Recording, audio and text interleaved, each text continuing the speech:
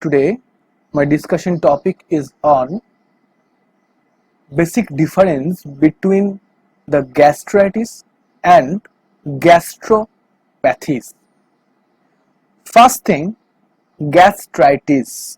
There is itis. Presence of last term is itis.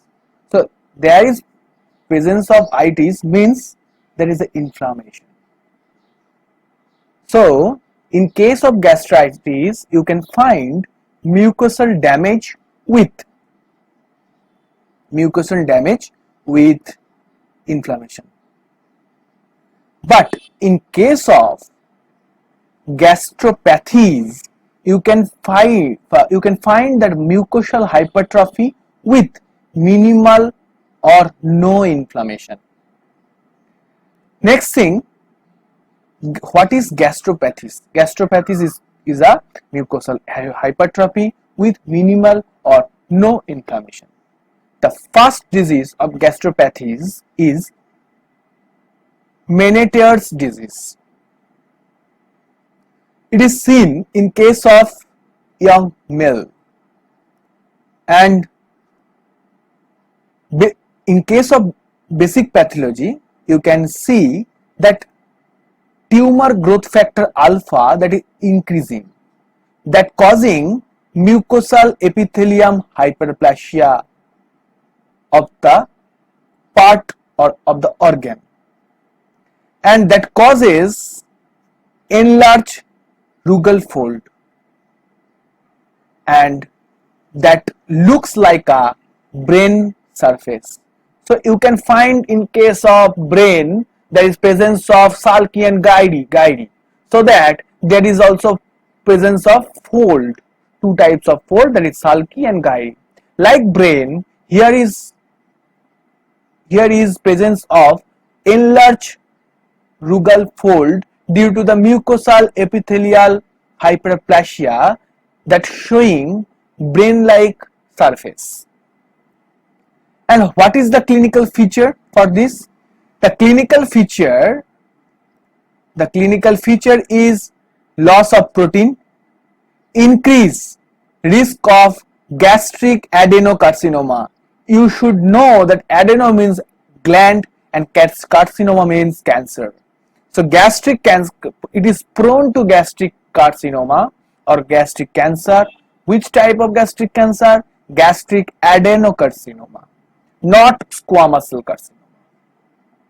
So first clinical feature is loss of protein, that indicates hypoproteinemia. So in gross feature you can find enlarged rugal fold like a brain, so it is called cerebriform rugal fold. And in case of microscopic examination, you can find foveolar epithelial cell hyperplasia and cystic dilatation of gland. And the third is minimal or no inflammation, because it is a gastropathy, not a gastritis. So there is no inflammation, and the risk or complication of this disease, it can easily transform into gastric adenocarcinoma. So Menetrer's disease is prone to gastric adenocarcinoma. So I think it is easily digestible for you, this topic, and you should read from the book.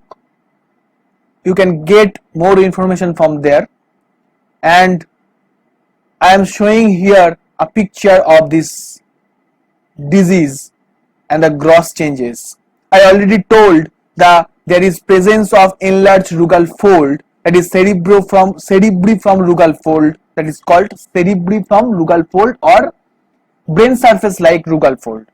So you can see in this diagram, that is the rugal fold is enlarged, hyperplasia occur. So this is seen in the Menetrer's disease, and this is the pathological findings. This is the pathological picture or microscopic examination picture. Here you can see that foveolar hyperplasia with enlarged or locally dilated glands and the cystic changes.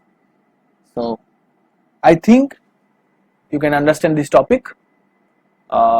Next topic is coming soon. Stay safe, stay tuned with my channel, and next video is coming soon. Wait and watch. Thank you.